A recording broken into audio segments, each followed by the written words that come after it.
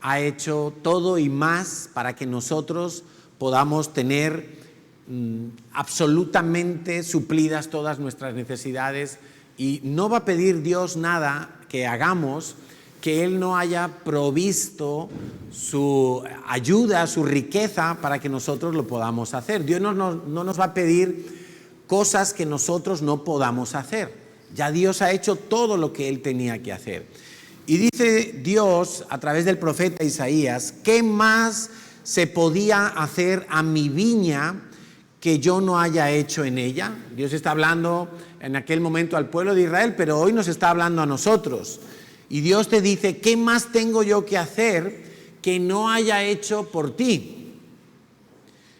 ¿Cómo esperando yo que diese uvas, ha dado uvas silvestres, uvas malas, uvas que no son buen fruto? Y es que es verdad, yo creo que a veces estamos esperando que Dios vaya más lejos con nosotros. Y Dios ya lo ha hecho todo. Ya Cristo ha muerto por nuestros pecados. Ya Él ha dado su vida para darnos vida a nosotros. ¿Qué más va a tener que hacer Dios por nosotros? ¿A qué estamos esperando para dar el fruto que Dios espera que demos? Y ha hecho todo para que lo demos. Ya Dios no necesita hacer nada más. Pero a veces nosotros eludimos nuestra responsabilidad, vamos poniendo excusas para obedecer a Dios y nuestro fruto es malo. Muchas veces encontramos personas cristianas que están echando su responsabilidad a los hombros de otros y nos quejamos de la iglesia, de los pastores, de los líderes, de las circunstancias del país, de la economía, del clima, de quién sabe qué, con tal de no asumir nuestra responsabilidad. Y es que Dios vuelve a decir lo mismo. ¿Qué más? ¿Qué más se podía hacer a mi viña? ¿Qué más podía yo hacer por mi viña? ¿Qué más podría hacer Dios por ti? Piensa en algo que tú le reclamarías a Dios. Y Dios te diría: si eso ya lo he hecho, si yo ya he provisto para tu sanidad, para tu liberación, para que des buen fruto, si yo ya he provisto para que tú tengas una vida completa, satisfecha, feliz, bienaventurada, ¿por qué no la tienes? ¿Por qué no das buen fruto?, te diría Dios. Y a veces despreciamos todas las maneras en las que Dios nos ha hablado. Dios nos ha hablado por su Espíritu, por su palabra, tantas predicaciones que oímos. Te digo una cosa: cuantas más predicaciones escuches y menos pongas en práctica, en terreno más peligroso te estás metiendo, porque Dios te va a exigir a ti dónde está tu fruto. De tanto que has escuchado, de tanto que has oído, de tantos congresos, de tantas células, de tanto tiempo, se supone que oyendo a Dios, pero no haciendo lo que se espera de ti. Y la conclusión de Dios para el pueblo de Israel está en el siguiente versículo, en el 5 y en el 6 dice: os mostraré pues ahora lo que haré yo a mi viña. Le quitaré su vallado, la protección, será consumida, aportillaré su cerca, o sea, Dios va a destruir esa cerca protectora, será hollada, pisada, esa viña. Haré que quede desierta, no será podada ni cavada, que son cosas que había que hacer para permitir que la viña volviera a crecer y volviera a reciclarse, y crecerán el cardo y los espinos, y aún a las nubes mandaré que no derramen lluvia sobre ella.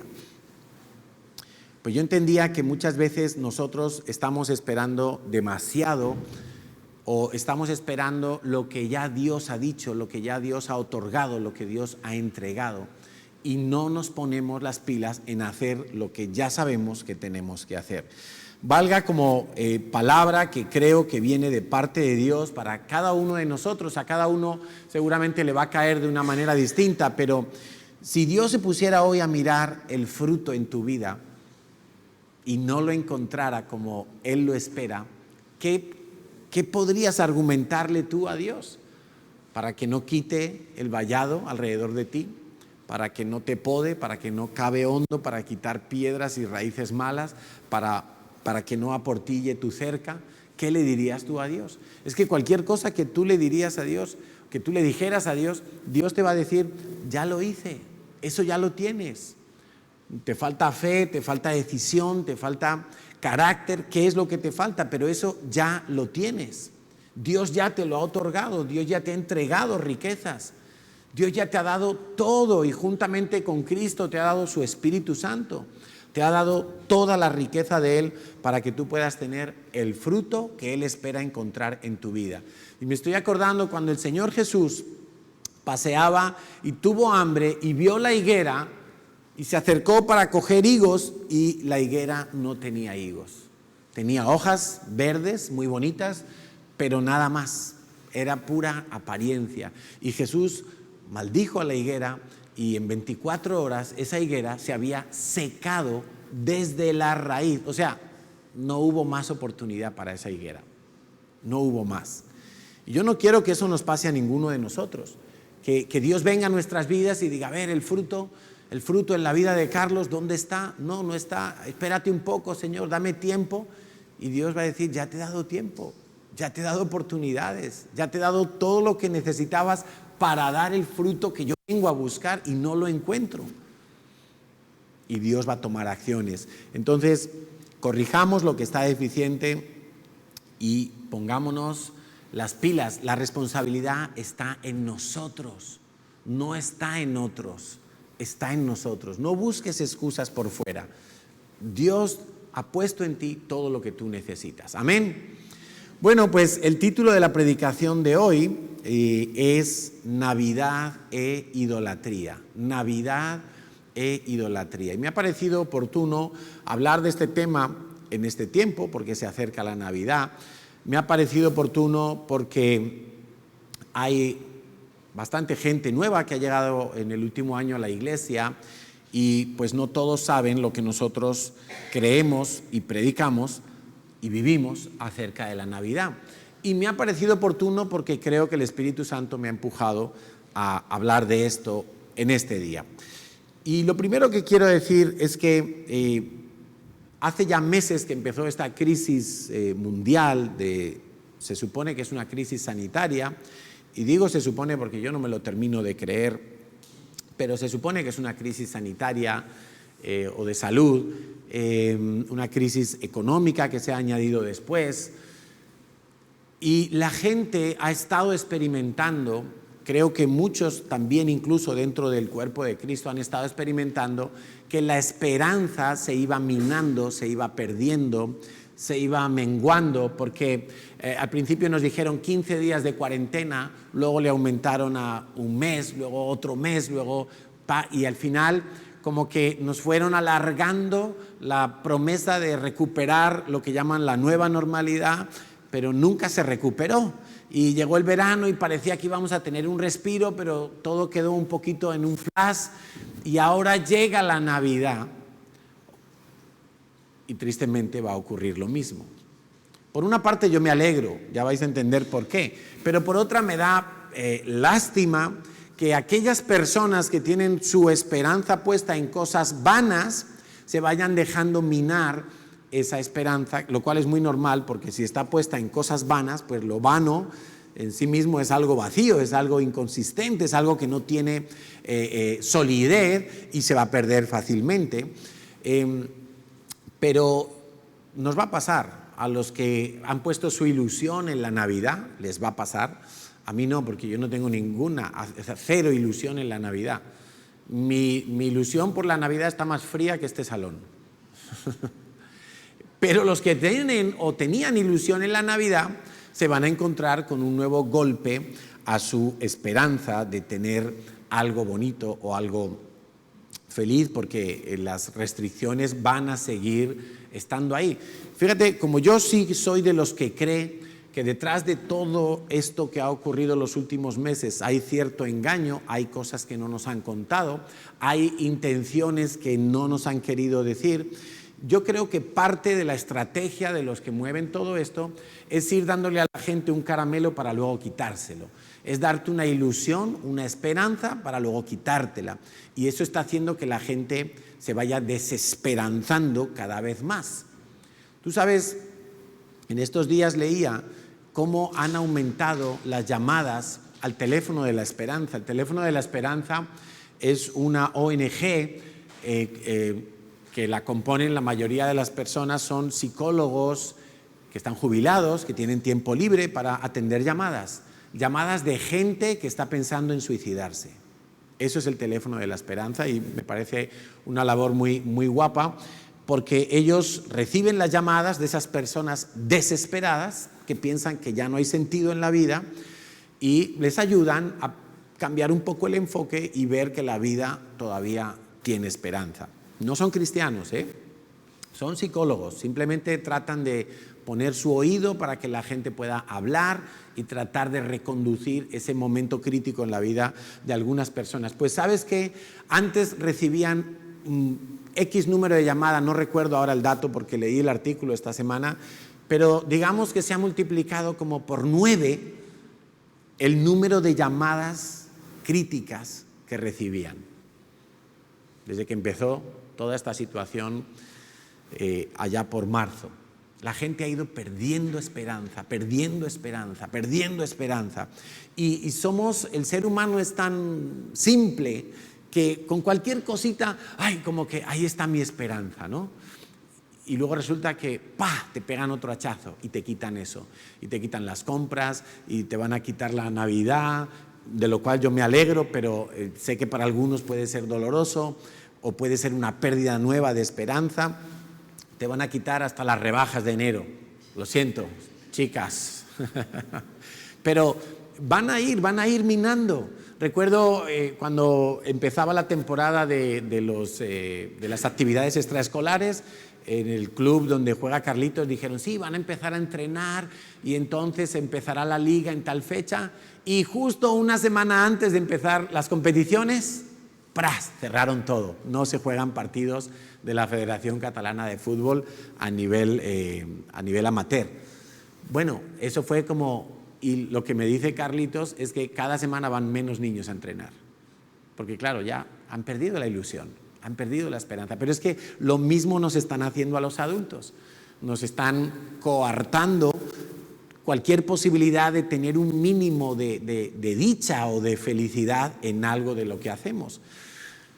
Pues en ese sentido yo quiero decirte que tu esperanza, para que no pueda ser minada, tiene que estar puesta en las cosas de Dios. Y alguno pensará, bueno, pero la Navidad es algo de Dios. Vamos a hablar sobre eso hoy. Primera de Pedro 1:3 dice, bendito el Dios y Padre de nuestro Señor Jesucristo, que según su grande misericordia nos hizo renacer para una esperanza viva. Di conmigo, esperanza viva. Los que están en casa, esperanza viva. Eso es, esperanza viva. Por la resurrección de Jesucristo de los muertos. La palabra clave ahí es renacer. Claro, una cosa es leer la Biblia y entender quizá en el intelecto que los que tenemos a Jesús, los que vivimos y buscamos a Dios, pues tenemos una esperanza viva. Y hay gente que dice, bueno, tú eres creyente, yo no soy creyente, pues respeto que tú seas creyente, ¿verdad? Y te dejan ahí, en el respeto. ¿Cómo que lo entienden? Aquí solamente. Pero es que hay cosas de la vida espiritual que nunca las vas a poder entender si tú no renaces. Y solo hay una forma de nacer de nuevo. Acordaos la conversación de Nicodemo con Jesús. Nicodemo, un hombre experto en Biblia, estudioso de la Biblia, y no sabía cómo se nacía de nuevo, cómo se renace. ¿Sabes que en el judaísmo, como era Nicodemo, en el judaísmo hablaban de 7 formas de nacer de nuevo?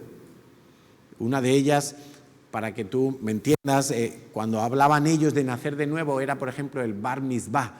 Cuando un varón cumplía 12 años, se le consideraba que podía entrar en la edad adulta y participar de algunas actividades de la vida religiosa en la sinagoga y en el templo. Y eso, para ellos, eso era un nuevo nacimiento.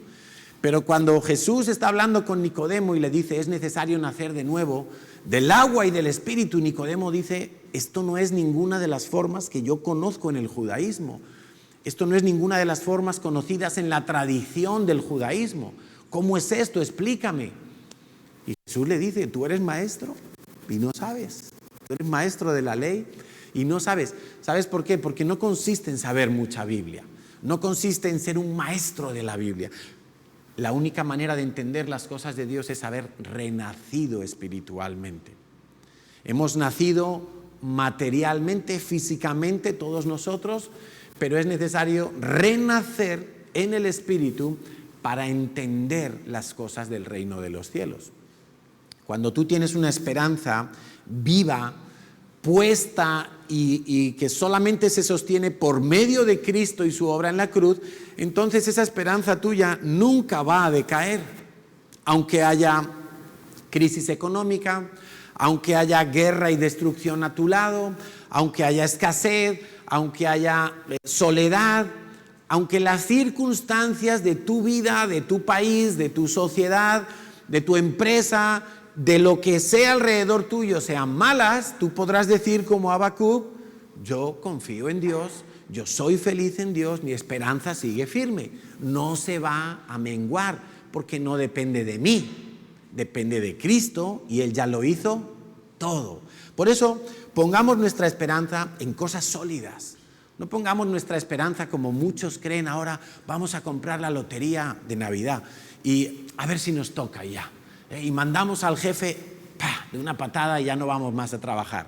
Y ponen su esperanza en eso y se gastan dinerales en la dichosa lotería. Claro, cuando tú ves las noticias al día siguiente del sorteo, tú ves felices a todos los que les ha tocado. Pero no te sacan la tristeza y la rabia y la frustración y la desesperanza de los que no les tocó, que son la inmensísima mayoría. Porque claro, para que a uno le toque el gordo, tiene que haber un montonazo de gente que no le toque nada. Bueno, eso son esperanzas vanas. Y creo que la Navidad en general la podemos englobar en todo eso. Yo soy consciente, muy consciente, de que hay muchos grupos de cristianos que celebran la Navidad, y quiero recalcar esa palabra, celebrar la Navidad, y no los voy a criticar para nada en absoluto, no me mandó Dios a eso, pero si Dios nos ha entregado a nosotros como iglesia poder ver las cosas de otra manera, y no a nosotros exclusivamente, ojo, porque hay muchas iglesias que no celebran la Navidad, pero si Dios a nosotros, que es el huerto que Dios nos ha dado, el rebaño que Dios nos ha dado, si Dios nos habla en un sentido, pues lo que nosotros como pastores tenemos que hacer es enseñar y es instruir en todo eso. Y creo que tenemos que dar gracias por la vida de nuestros pastores, Enrique y Emma, porque han sido valientes, han sido pastores que han vivido por fe, que viven por fe, que han roto moldes, y no siempre ha sido fácil. Sabes que hoy en día una gran tentación para nosotros los pastores es hacer cosas para que la gente que se sienta a escucharnos esté contenta y nosotros seamos aceptados y aplaudidos y reconocidos por ellos. Pero Dios no nos mandó a eso. A Dios, al que le pone aquí delante, es para proclamar la verdad. ¿Cuántas veces el profeta Jeremías, el profeta Isaías se tuvieron que encontrar con que el público al que iba dirigidas sus profecías que venían de parte de Dios, pues los apedreaban, los encarcelaban, los despreciaban, los exiliaban, etcétera, etcétera, etcétera? ¿Y cuántas veces esos mismos profetas denunciaban a los falsos profetas y decían: ¿quién os ha mandado a abrir la boca? No ha sido Dios, estáis hablando de vuestro propio corazón. Claro, esos profetas que estaban en la corte de los reyes querían el favor de los reyes, querían el plato de comida abundante y caliente, querían tener su sueldo, querían tener su enchufe allí metido, ¿no? Y entonces le profetizaban a los reyes que todo iba a ir bien, que se lo digan al rey Sedequías, por ejemplo, que toda la corte de profetas que tenían le decían, no, aunque el de Babilonia te está amenazando, no pasa nada, tú sigue como estás, que Dios está de tu lado. Hasta que se levanta Jeremías y le dice, todos estos te están profetizando falsamente. Tú vas a ir apresado por el rey de Babilonia. El rey de Babilonia va a conquistar todo Jerusalén y toda esta tierra de Judea va a quedar colonizada por el imperio babilónico. 70 años de cautiverio profetizados se cumplieron.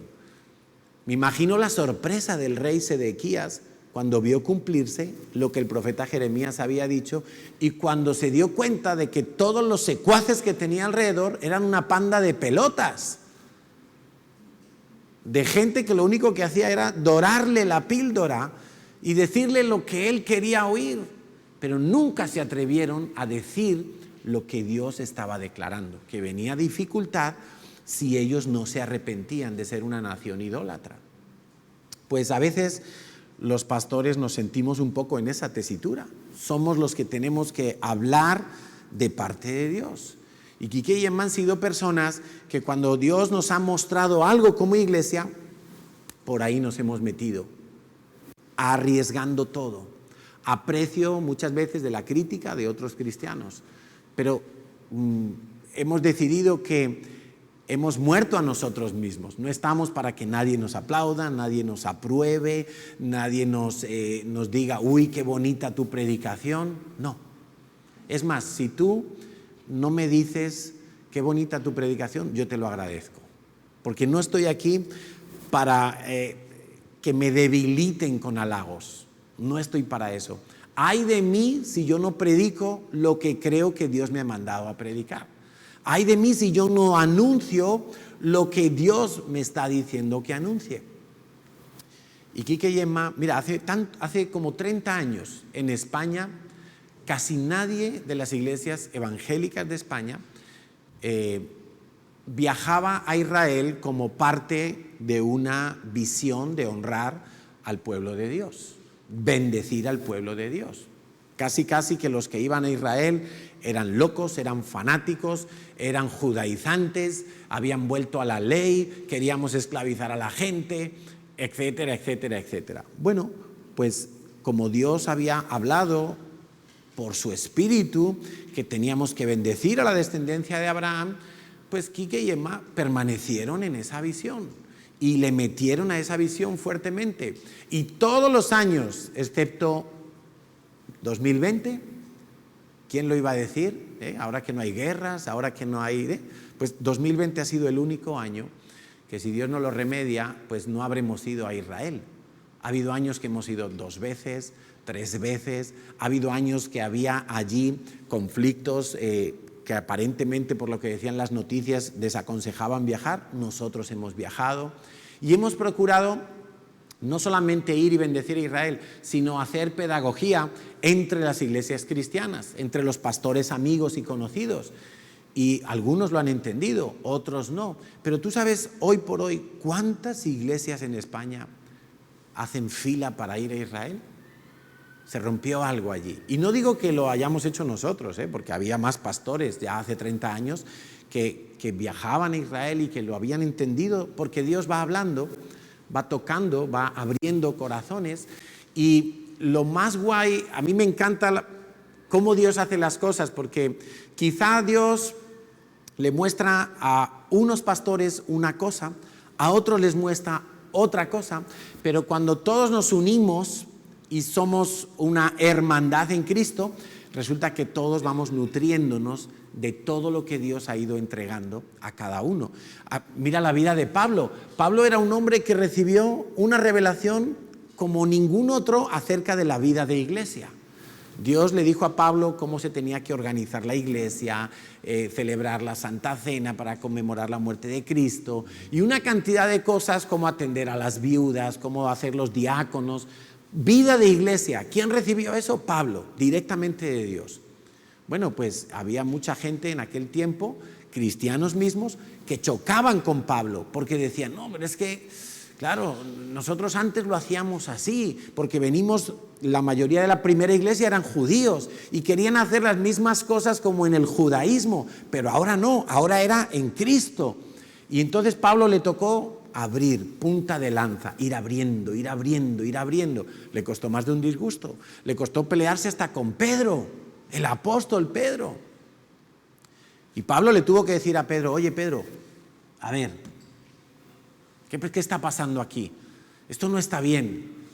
Y se tuvieron que poner de acuerdo. ¿Qué quiero decir con esto? A mí no me preocupa si hay otros cristianos que celebran la Navidad. Los vamos a dejar ahí tranquilos y vamos nosotros a enseñar por qué creemos que no hay que, y vuelvo a subrayar, celebrar la Navidad. Cuando yo voy en el coche, muchas veces pongo la radio cristiana, hay varias radios cristianas aquí en la ciudad, son una bendición, pero por ejemplo yo escucho cómo se promueve, y sé que muchos escucháis la radio cristiana y yo no quiero que estéis en confusión, y se dice, no, pues ¿qué hay de malo en celebrar la Navidad? Si al fin y al cabo estamos celebrando el nacimiento de Cristo. ¿Qué hay de malo si es una buena ocasión para testificar y que las iglesias hagan programas evangelísticos? Nosotros los hacíamos, por cierto. ¿Qué hay de malo si nos juntamos con la familia y compartimos y nos damos regalos y la Navidad es bonita y nos vuelve nostálgicos y qué bonito? Bueno, vamos a ver qué es lo que dice la Biblia. Y vamos a ver qué es lo que no dice la Biblia.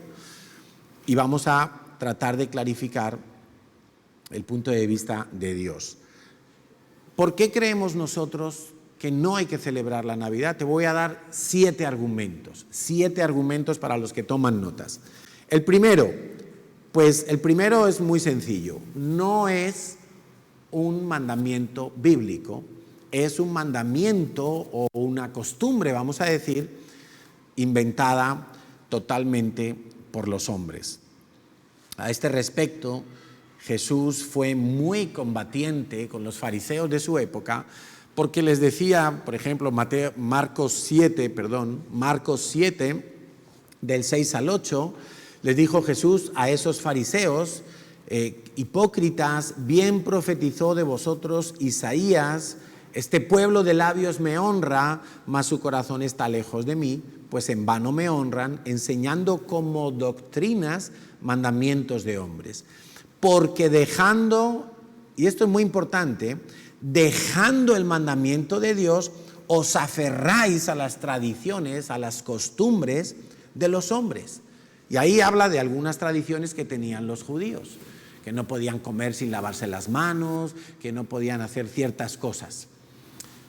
Traigámoslo a nuestra época. Nosotros no somos judíos y no tenemos aquellas costumbres de las que estaba hablando Jesús con los fariseos, pero tenemos otras costumbres, tradiciones de hombres, tradiciones familiares, sociales, culturales, nacionales, muchas tradiciones. Algunas de esas tradiciones resulta que nos vamos a encontrar que lo que hacen es invalidar el mandamiento de Dios. Y ahí es donde entra el conflicto.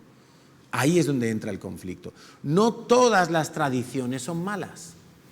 Las tradiciones que nos separan, nos alejan, nos nublan la mirada del mandamiento de Dios, esas son las que tenemos que poner en cuarentena. Esas son las que tenemos que poner a revisar y decir, bueno, ¿qué pasa aquí? Si yo sigo esta tradición y eso me está invalidando que yo viva algunos mandamientos de Dios, entonces yo tengo que hacer algo al respecto. Y volvemos al punto de partida del tiempo que yo he estado aquí arriba, cuando Dios dice, ¿qué más tengo que hacer yo por esta viña? Si yo ya te he hablado, si yo ya te he dicho, ¿por qué no lo haces? No es un mandamiento de Dios, sino que es algo que los hombres se han inventado. Lo que sí es verdad es que la Navidad hoy en día se ha vuelto muy humanista, y muy consumista también, ¿verdad? En Navidad es cuando más donaciones hay para las ONGs. ¿Por qué? Porque todo el mundo está como, hay que ser buenos, hay que portarse bien, hay que ser buena gente. ¿Sabes que los judíos mismos tienen esta misma falla? Ellos tienen, cuando llega la fiesta de Yom Kippur, el tiempo de aflicción y de ayuno, ellos tienen 10 días en los que tienen que portarse bien, porque ellos creen que lo que hagan en esos 10 días determina su salvación prácticamente. Bueno, pues evidentemente no es así, y tampoco para nosotros es así. ¿Tú sabías que de las compras en comida que se hacen en las fiestas de Navidad, aproximadamente el 30% es alcohol? La media, a lo mejor en tu casa no, pero cuando hacen la media, el 30% de lo que se compra para las comidas navideñas es alcohol, de todo tipo y de todos los colores. La cesta de la compra, y van incluidos regalos, ropa, etcétera, etcétera, 700 euros por hogar de gasto para las celebraciones navideñas. Ahí seguramente estará incluido el arbolito, el pesebre, las lucecitas, el Papá Noel del balcón, regalos, ropas, maquillajes, etcétera, etcétera. Normalmente en Navidades llenamos a nuestros niños de juguetes y de tantos regalos que nuestros hijos se vuelven prácticamente codiciosos, porque lo quieren todo. Claro, uno puede pensar, bueno, es normal, ¿no? ¿Quién no ha sido niño y quiere todo? Bueno, pues seguramente sí, pero es que esto lo único que hace es alimentar más y más la codicia de ellos. Yo recuerdo cuando mis hijos eran pequeñitos, todavía nosotros celebrábamos la Navidad. Y recuerdo que mis hijos se juntaban con 6, 7, 8 regalos, porque los abuelos de un lado, los abuelos del otro lado, los tíos, nosotros, el vecino, y al final tenían tantos juguetes que no le prestaban atención a ninguno. Qué cosa tan penosa, que tenían 7 juguetes diferentes y le hacían caso a uno, y todos los demás ni los miraban. Me daba mucha lástima, era muy penoso eso. Y, por supuesto, nunca se conformaban, siempre querían más. Bueno, en resumen, es una cosa que se inventaron los hombres, no está en la Biblia. Y yo te reto, a ti y a cualquiera que nos está viendo, que me diga un solo versículo de la Biblia, o una sola enseñanza, o una sola inspiración, donde tú puedas decir, tenemos que celebrar la Navidad, el nacimiento de Jesús. Supuestamente es eso lo que se celebra, ¿no? El nacimiento de Jesús. ¿Dónde está eso en la palabra de Dios? ¿Dónde vas a encontrar que la iglesia primitiva lo hiciera? En el libro de los Hechos de los Apóstoles. ¿Dónde encontramos una sola referencia, aunque sea de lejos, a que se celebre el cumpleaños de Jesucristo, el nacimiento de Jesucristo? No lo vas a encontrar, no lo vas a encontrar. Te digo una cosa, hay grupos de cristianos que incluso no celebran los cumpleaños personales en base a todo esto. Y tiene su lógica, tiene su lógica. Yo sí lo voy a seguir celebrando porque me gusta comer tarta. Pero tiene su lógica, porque la Biblia dice que es mejor estar en el día del luto, en el entierro, en el velatorio, que en el día del nacimiento de alguien. ¿Sabes por qué? Porque en el día del nacimiento del bebé, todo el mundo piensa qué bonito, tiene toda la vida por delante y qué feliz va a ser este niño y tal. Pero en el día del entierro todos estamos serios, todos estamos solemnes, todos estamos pensando, un día me van a velar a mí, un día se me acabará a mí el tiempo, y ¿qué habrá sido de mi vida? ¿Habré aprovechado el tiempo? ¿Dónde estaré al instante siguiente de cerrar mis ojos? ¿Estaré en la presencia de Dios o me estaré abrazando en el infierno? ¿Dónde estaré? Y eso nos lleva a todos a pensar y a ponernos como un poquito serios, ¿no? Yo he visto las personas más desmadradas de esta vida llegar a un entierro y parecer que no han roto un plato en su vida. Están ahí como, un día me va a tocar a mí. ¿Cuántos vendrán a mi entierro? ¿Qué dirán mis padres, mis amigos, mis hijos, mis hermanos en la fe? ¿Qué dirán de mí? ¿Qué testimonio habré dejado? Claro, cuando tú vas a un entierro, tú te pones a pensar. En el día del banquete tú no piensas nada. Tú estás de jolgorio y de celebración y todo es bonito. Segundo argumento, Jesús no nació en diciembre. Si no nació en diciembre, pues aunque tuviéramos alguna indicación de celebrar su cumpleaños, pues no tendría sentido celebrarlo en diciembre. Es absolutamente imposible, inverosímil, absurdo pensar que Jesús nació el 25 de diciembre. Y hay varias maneras de llegar muy fácilmente a esas cuentas. Nadie sabe con precisión absoluta qué día nació el Señor Jesús. Yo creo que Dios no quiso que se supiera. Honestamente, si Dios hubiera querido, pues María o José lo hubieran contado a los discípulos de Jesús y hubieran dicho, oye, mira, para los evangelios, acordaos de poner que Jesús nació tal día. Pero no hay tal referencia. Nadie lo sabe con exactitud. Sí podemos saber la época aproximada y podemos saberlo por varias vías.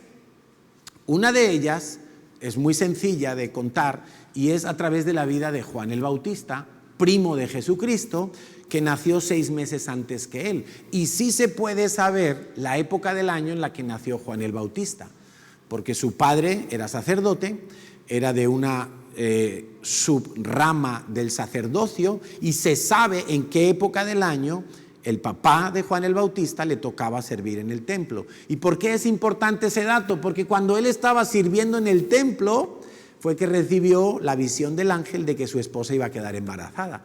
Por lo tanto, la Biblia nos cuenta que en cuanto él terminó su turno, se fue a su casa y dejó preñada a su mujer.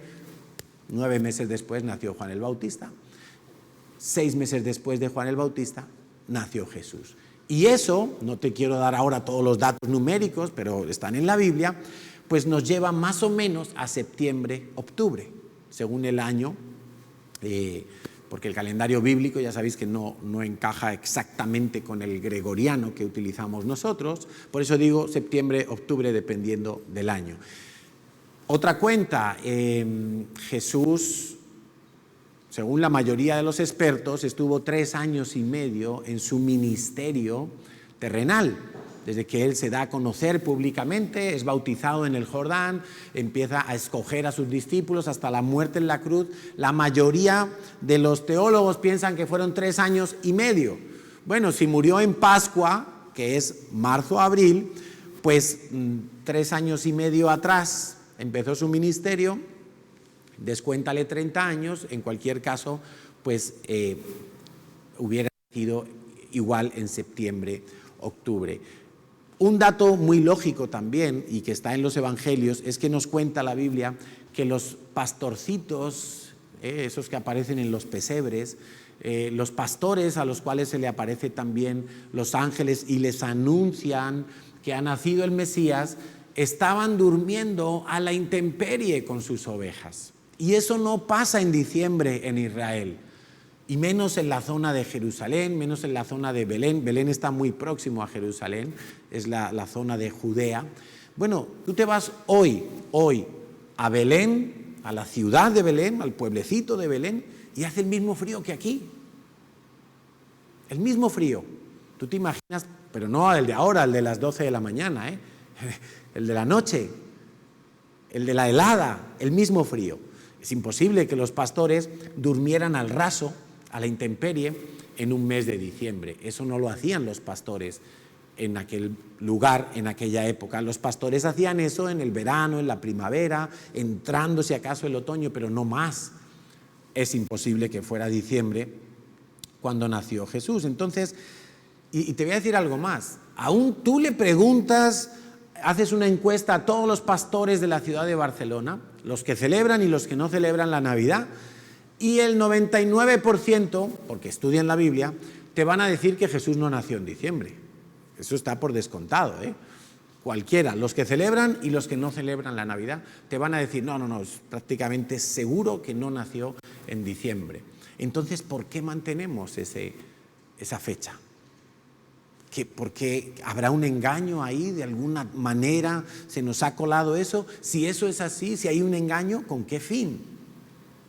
Bueno, pues yo quiero aclararte por qué se mantiene esa fecha o de dónde sale esa fecha del 25 de diciembre. Tú sabes que el Imperio Romano estaba reinando en todo el mundo conocido cuando nace Jesús, cuando Jesús aparece en su ministerio terrenal.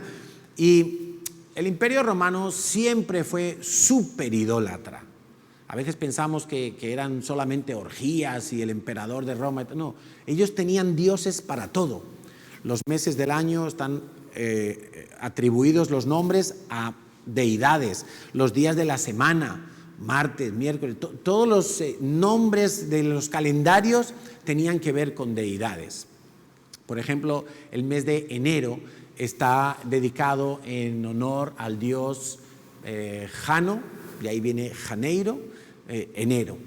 El dios Jano era el dios que tenía dos caras, así puestas por la nuca, una con la otra, una miraba al pasado, otra miraba al futuro, y lo celebraban y lo veneraban el día 1 de enero, porque ellos decían el pasado, ahora viene el futuro, un nuevo año, tin, tin, tin. Bueno, eran muy idólatras. Bueno, pues la fecha del 25 de diciembre ya estaba ocupada en honor al dios del sol, el honor al dios Mitra.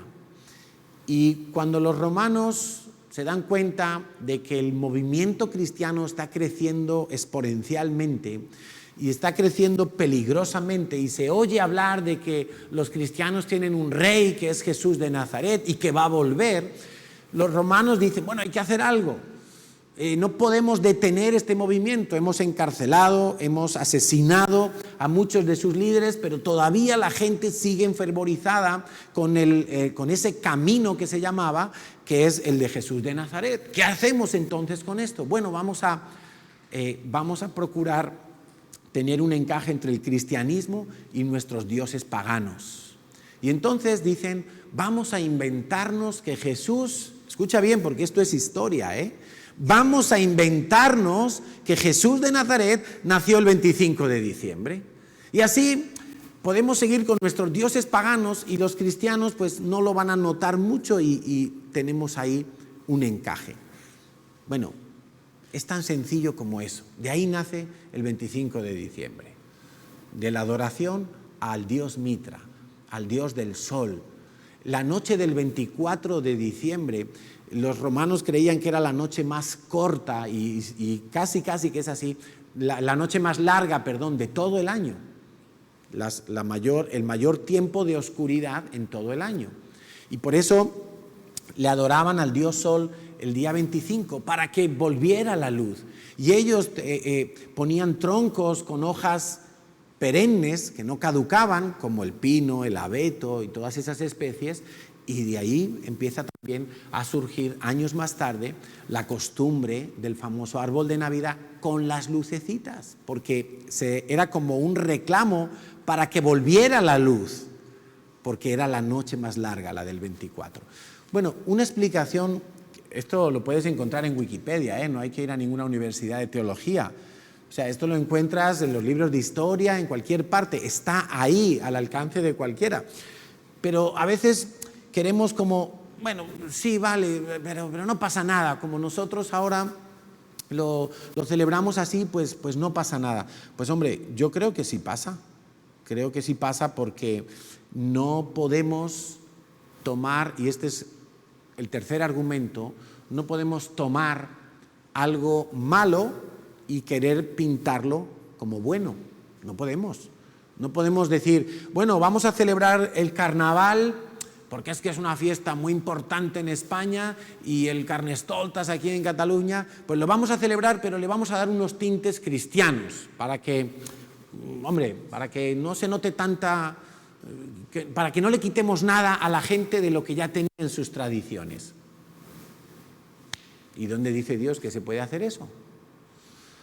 Dios dice en su palabra, en Isaías 5:20, hay de los que a lo malo dicen bueno y a lo bueno malo, que hacen de la luz tinieblas y de las tinieblas luz, de lo amargo dulce y de lo dulce amargo. Dios dice, no se puede. La palabra hay, con la A y con la Y, sin H, ni al principio ni intercalada, hay significa dolor, Ay, el ay que tú gritas cuando te das con el martillo en el dedo, ese ay es ese. ¡Ay! ¡Qué daño! ¿Verdad? Cuando te cortas, ¡ay! Ese es el ay. Cuando tú lees en la Biblia, ay de los que, en Apocalipsis 9 hay tres ayes. Ay de la primera trompeta ya pasó el primer ay, el primer quebranto, el primer dolor. Ay de los que a lo malo dicen bueno. Dios está diciendo, a ver, si es malo, es malo. No queramos retorcerlo. No queramos decir que el amor entre dos hombres es algo bueno. No. Dios dice que eso es malo, que eso es abominación. Y quiero recordarte una cosa, creo que Natalia lo decía el otro día, no porque algo sea legal, Dios lo aprueba. El aborto es legal, el matrimonio homosexual es legal en España. No tenemos nada que decir al respecto, pero Dios no lo aprueba. Los que han hecho esas leyes ya rendirán cuentas a Dios. A Dios, porque Dios es el juez máximo ante el cual todos vamos a tener que venir. Desde Donald Trump hasta Perico de los Palotes, todo el mundo va a pasar delante del trono del juicio de Dios. Bueno, no podemos coger algo malo y tratar de ponerlo como algo bueno. No puede ser. Cuarto argumento, Dios no mandó celebrar el nacimiento de Jesús, sino que, y aquí está el problema, Dios nos mandó recordar su muerte. Ni siquiera Dios usa la palabra celebrar su muerte, porque, hombre, no hay nada que celebrar en la muerte de Jesús. Jesús murió torturado, masacrado, avergonzado, humillado totalmente. No hay nada que celebrar allí, pero sí recordarlo. ¿Por qué? Porque en el nacimiento de Jesús tú no obtuviste ningún beneficio, ninguno. Pero en la muerte de Jesús sí. En la muerte de Jesús fue derrotado el pecado en tu vida. En la muerte de Jesús fue derrotada toda maldición en tu vida. En la muerte de Jesús está tu victoria sobre el pecado. Y en su resurrección está tu victoria sobre la muerte.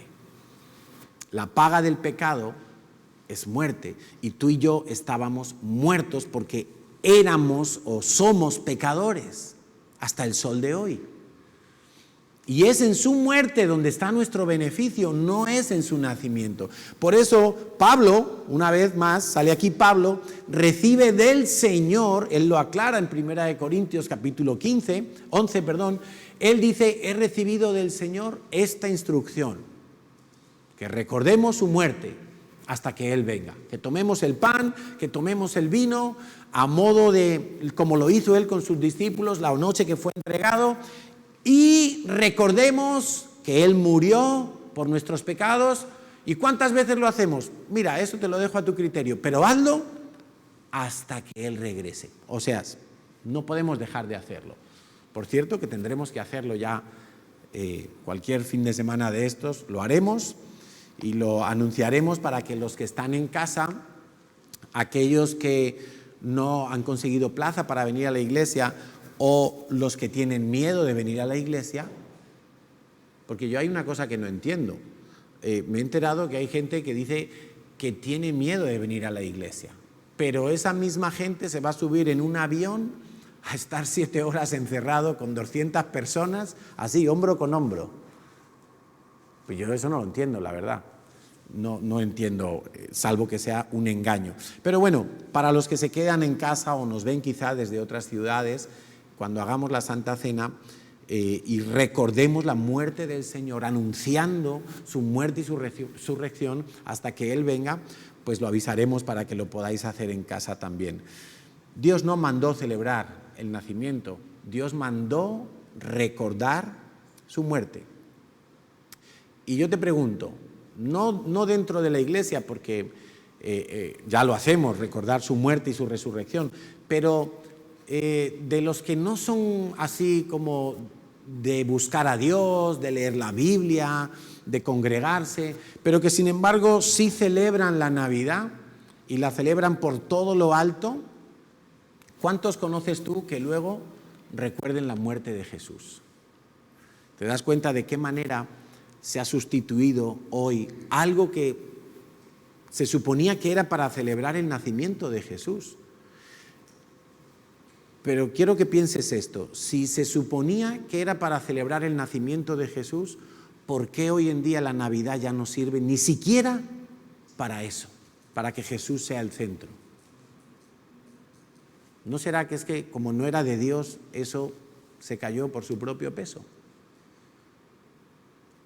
¿No será que si es de Dios tiene que permanecer? Como bien dijo uno cuando estaban allí juzgando a los apóstoles, y dijo, oye, pero si estos hombres no son enviados de Dios, no les hagáis ni caso, esto se caerá por su propio peso. Pero si son de Dios, hombre, pues no estéis juzgándolos ni persiguiéndolos, porque si es de Dios os estáis metiendo en un problema. Bueno, pues lo mismo, si la Navidad, hoy por hoy hay que reconocerlo, ha perdido cualquier halo de exaltar a Jesucristo, pues ¿no será que es que no era de Dios? Pues yo efectivamente creo que no era de Dios. Y otro dato importante, tú sabes que algo que no ayuda a recordar que Cristo va a venir de nuevo es estar año tras año hablando del nacimiento de Jesús. Como hablamos de su nacimiento, como el día de la marmota se repite, nacimiento, y la gente no se acuerda de que Jesús va a volver por segunda vez a juzgar y a reinar. Y sabes, mira, yo me crié en un colegio católico, desde los 6 años hasta los 18 años. Esos son 12 años de escuchar misas, 12 años de escuchar, de rezar el ángelus, de decir el rosario, de confesarme con el cura, 12 años de vida católica. No era el más católico, ¿vale? También tengo que decirlo, pero había una regularidad. Jamás recuerdo yo, en 12 años, que me hubieran hablado de la segunda venida de Cristo. Jamás. Una de dos, o yo era muy despistado o muy tonto, o es que no me hablaron de la segunda venida de Cristo. Cuando yo vengo a la iglesia cristiana, hace ya muchos años, y empiezo a escuchar, cuando empiezan a predicar cosas de que Cristo va a volver por segunda vez, yo digo, ¿cómo? ¿Qué Cristo? ¿Dónde está eso? Eso es película de ciencia ficción. La Biblia, segunda parte, me la he perdido. ¿Dónde está? Yo no tenía ni idea. O sea, es que jamás había oído hablar en tantos años de vida católica. Claro, me sabía el catecismo, me sabía el libro del fundador del Opus Dei, pero Biblia, es que no había leído Biblia. Y es en la Biblia donde habla todo eso. Entonces, tradiciones, costumbres muy bonitas, muy especiales. ¿Sabes por qué a algunos nos cuesta tanto soltar la Navidad? Porque para mí no fue fácil, te lo digo. Para mí no fue fácil, porque para mí la Navidad estaba llena de recuerdos bonitos.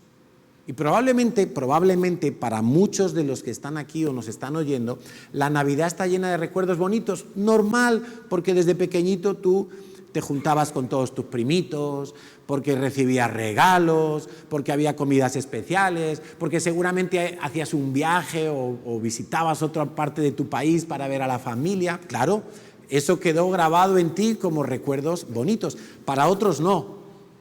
Para otros no, porque a lo mejor en esas fechas pues murió un familiar.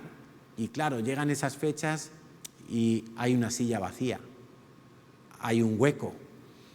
Y entonces se convierte en todo lo contrario, malos recuerdos, algo que pase rápido, porque no queremos que ese dolor reviva en nosotros, ¿no?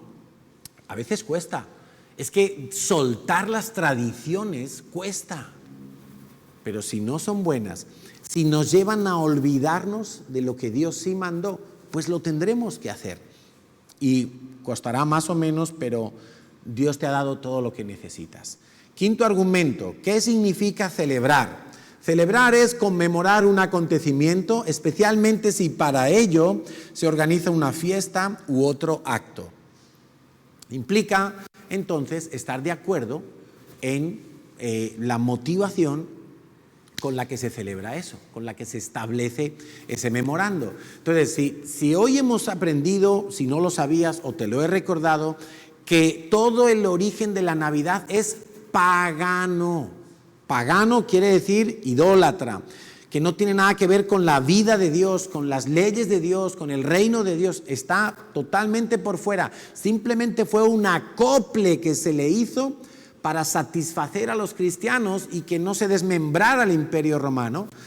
Pues no tiene sentido que yo aplauda eso y que yo celebre eso, aunque se le quiera dar un tinte cristiano. No tiene sentido eso. No debo participar en ese tipo de celebración. Sexto argumento. El sexto y el séptimo tienen que ver más con lo espiritual. Estos dos últimos argumentos solamente estarás en condiciones de poderlos aceptar y asumir si tú eres una persona que ha nacido de nuevo. Eso es lo que yo creo, porque son de tipo espiritual. El sexto es que yo creo que detrás del espíritu de la Navidad, habéis oído eso, ¿verdad? Que hasta el Corte Inglés lo dice, el espíritu de la Navidad. Y lo dicen como una frase bonita, atractiva, de marketing, el espíritu de la Navidad. Pero es que yo creo que hay un espíritu de la Navidad. Y evidentemente no es el Espíritu Santo. Yo creo que es un espíritu de engaño. Engaño. ¿Por qué? Porque pretende desviarte de lo que Dios sí ordenó. ¿Sabes? Cuando hace años nuestro pastor Enrique empezó a hablar de las fiestas solemnes de Dios, ya llevamos muchos años, casi tantos, bueno, es más, creo que fue una consecuencia lógica entender que Dios nos estaba instruyendo a observar, guardar las leyes, las fiestas solemnes de Dios, que nosotros nos dimos cuenta que entonces no tenía sentido ni celebrar carnaval, ni Semana Santa, ni Navidades, ni Día de la Constitución, ni nada que se le parezca.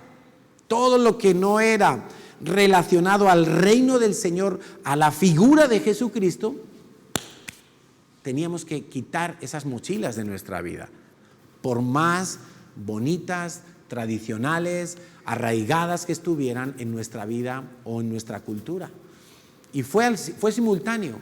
Entonces, ¿por qué es un espíritu de engaño? Porque muchísima gente hoy en día celebran la Navidad, pero no quieren saber nada de las fiestas solemnes de Dios. ¿Por qué? Porque dicen, no, es que son fiestas judías, son fiestas para Israel, son fiestas que eran del Antiguo Testamento, de la ley, eso ya no hay que hacerlo. Y empiezan a esgrimir una cantidad de argumentos, porque hay un engaño allí, porque es más que evidente. Es que claro, en el espíritu todo se ve con tanta claridad y yo quisiera que al menos tuviéramos la humildad hoy de pedirle a Dios que nos enseñe, que en lo que estemos equivocados podamos decir, Señor, si yo estoy equivocado en algo, si yo estoy engañado en algo, el único que puede abrir mis ojos eres tú, Dios. Ahora, si tú la única postura que tienes es no, esto es mentira, yo tengo la razón, entonces Dios no te va a mostrar absolutamente nada. Si tú tienes un ápice de humildad para decir, bueno, Señor, a ver, a mí me encanta la Navidad, a mí me encantaba, me encantaba la Navidad, me lo pasaba pipa, 1000 cosas te podría contar de la Navidad.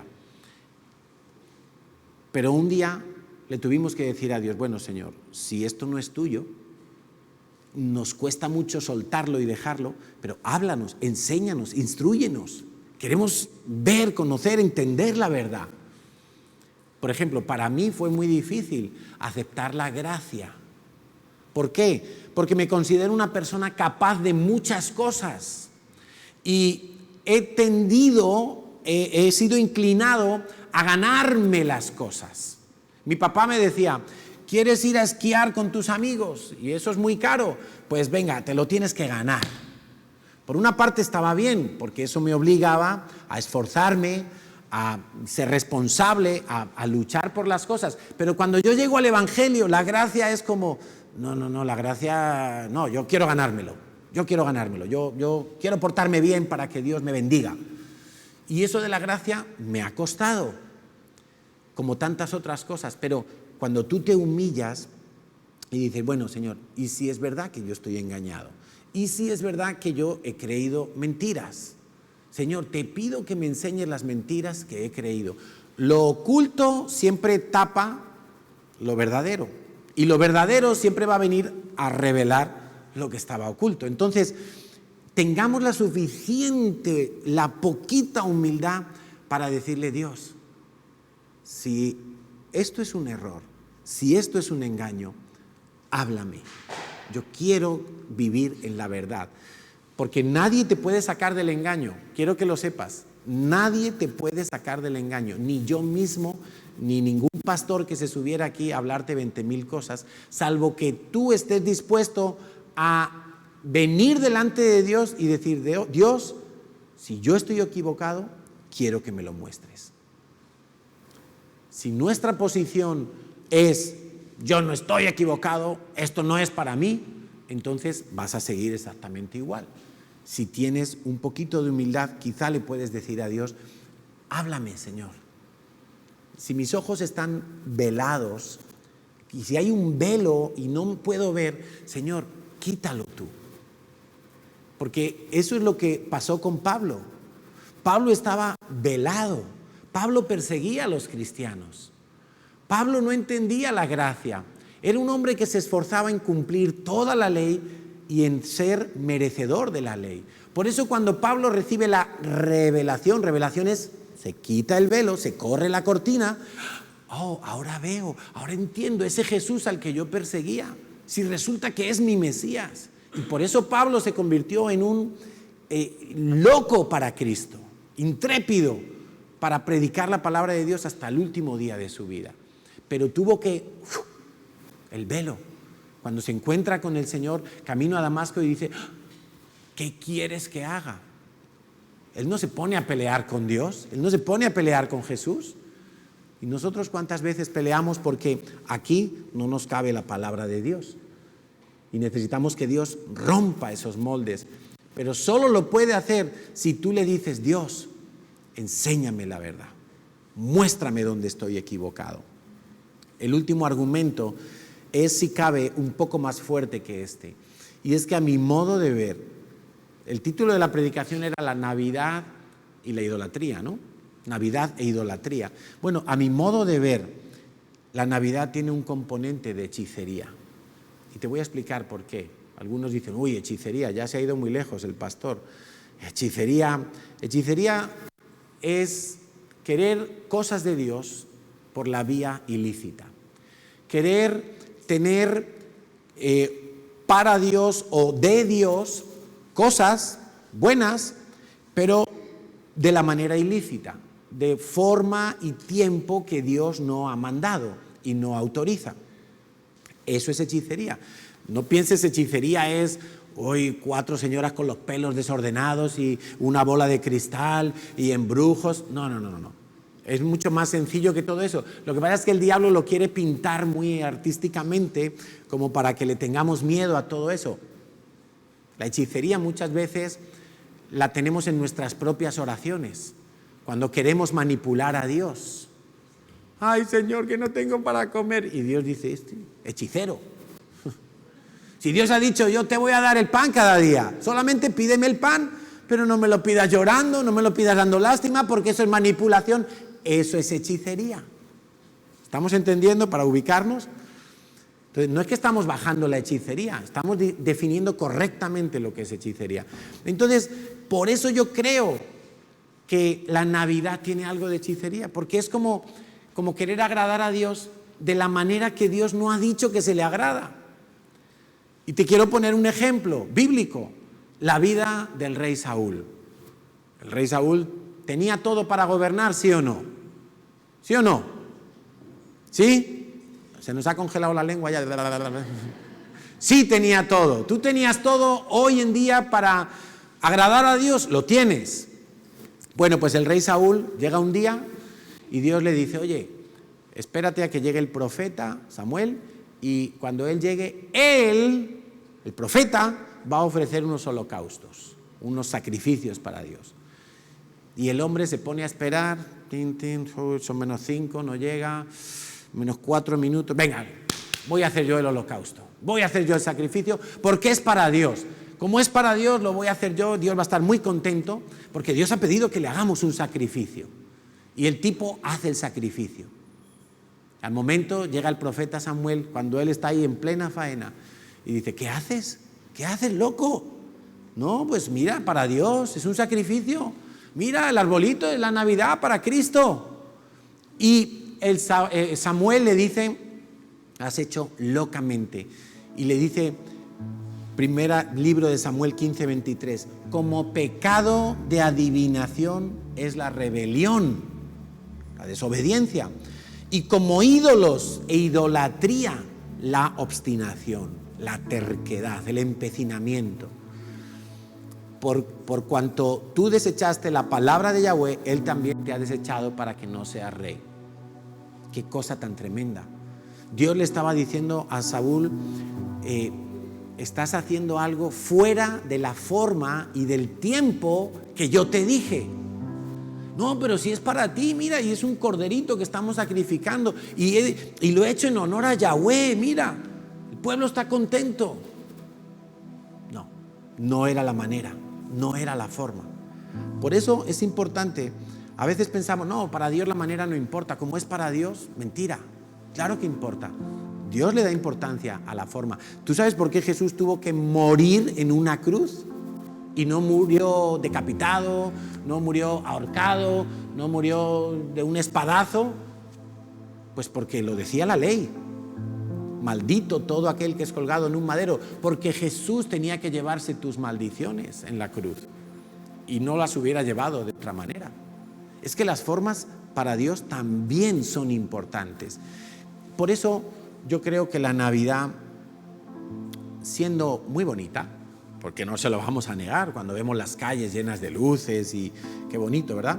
Pero pues ya, si con estos 7 argumentos tú crees que tienes que seguir como ibas con este asunto, pues adelante, es tu vida. Yo he cumplido mi parte de anunciarte lo que creo que de parte de Dios tenemos que hacer. Claro, alguno dirá, ya nos ha chafado las Navidades el pastor. No, para empezar te estoy ahorrando dinero. Probablemente te estoy ahorrando alguna resaca, porque algunos se pasan de la cuenta en las Navidades. Pero hombre, ¿qué puedes hacer entonces en Navidades? Pues júntate con tu familia, claro que sí. Si son días de vacaciones, pues aprovéchalos. Yo si puedo, si me dejan aquí en Cataluña salir a algún sitio, pues me iré a ver a mis suegros o a quien sea. Instruye a tus hijos, los que tienen niños pequeños, instrúyelos. Y diles que son diferentes y que nuestras familias son diferentes. Y no te dé vergüenza decir que somos diferentes. Mira, hubo muchos años que llegábamos el 31 de diciembre a casa de mi familia o de mis suegros y llegaba la hora de las uvas, de la suerte. Claro, y nosotros decíamos, no, pues en aquellas todavía celebrábamos la Navidad, pero hombre, lo de las uvas de la suerte ya era claro que no lo teníamos que hacer, ¿no? Igual que la ropa interior roja y la maleta detrás de la puerta, ¿eh? Lo digo para los que tienen ese tipo de cositas ahí guardadas, que todo eso es abominación a Dios. No tienes que buscar ningún tipo de suerte ni de rito para que te vaya bien el 2021, para nada. Es más, fíjate que de acuerdo a la Biblia tampoco comienza el mes en enero, pero eso ya es harina de otro costal. Entonces nosotros íbamos y llegaban las horas de las uvas y yo hacía que me comía las uvas, pero no me las comía. O sea, ya era como, Señor, yo no quiero estar aquí, yo quiero pasar el 31, si acaso lo quiero pasar orando o viendo una peli, yo qué sé, pero no haciendo un ritual que para Dios era abominación. Entonces llegó un momento que ya, pues nosotros, aún la noche del 31, no nos juntábamos con nuestras familias, porque no eran creyentes. porque lo que hacían era simplemente una exaltación de nosotros mismos. La mejor cena del barrio, venga, los mejores langostinos, los mejores mariscos, la mejor carne, como mi familia, ¿no? El ídolo de mi familia. Pues decidimos que el 31, la noche del 31, no iba a ser una noche diferente. Si era diferente era porque el día 1 no había que madrugar, pero por nada más. Y el resto de los días de esas celebraciones, pues simplemente estábamos con la familia, sí, visitamos la familia, instruimos a nuestros hijos, les enseñamos, pero no vamos a participar. Algunos dicen, hombre, pero es que es un buen momento para hablar de Cristo. Claro, y hoy también, y ayer y mañana, y el 25 de febrero también. Cualquier día lo tienes que aprovechar para hablarle a tu familia de Cristo. No es la excusa de, bueno, montemos algo y así. No, cualquier día, cualquier día. Bueno, pues espero que vuestra cuenta bancaria no se vea menguada con las compras de Navidad, que os ahorréis ese dinerito, ahí se quedará para otras cosas.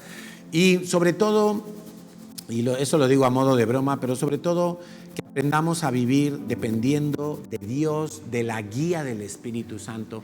Pero te recuerdo que eso solo lo podrás hacer si has nacido de nuevo. Si no has nacido de nuevo, todo esto te sonará a chino, no lo vas a poder entender, no lo vas a poder discernir, y creo que es una lástima. Creo que tenemos que empezar a hacer pedagogía en nuestras casas, en nuestras familias. Si tienes familia creyente, le puedes hablar de estas cosas, porque yo creo que Dios no se pone contento cuando celebramos la Navidad. Yo creo que Dios, fíjate lo que te digo, yo creo que Dios lo detesta. Pero en su misericordia Dios, por nuestra ignorancia, ha pasado por alto muchas cosas. Pero hombre, ya cuando nos enseñan, cuando nos instruyen sobre todo esto, pues ya no tiene sentido que nosotros sigamos haciendo lo mismo. Ya es hora de tomar decisiones, y seamos valientes, y seamos radicales. Y si somos cabeza de familia, pues vamos a cambiar un poco lo que hacemos en estas fechas, y vamos a honrar verdaderamente a Dios. Amén.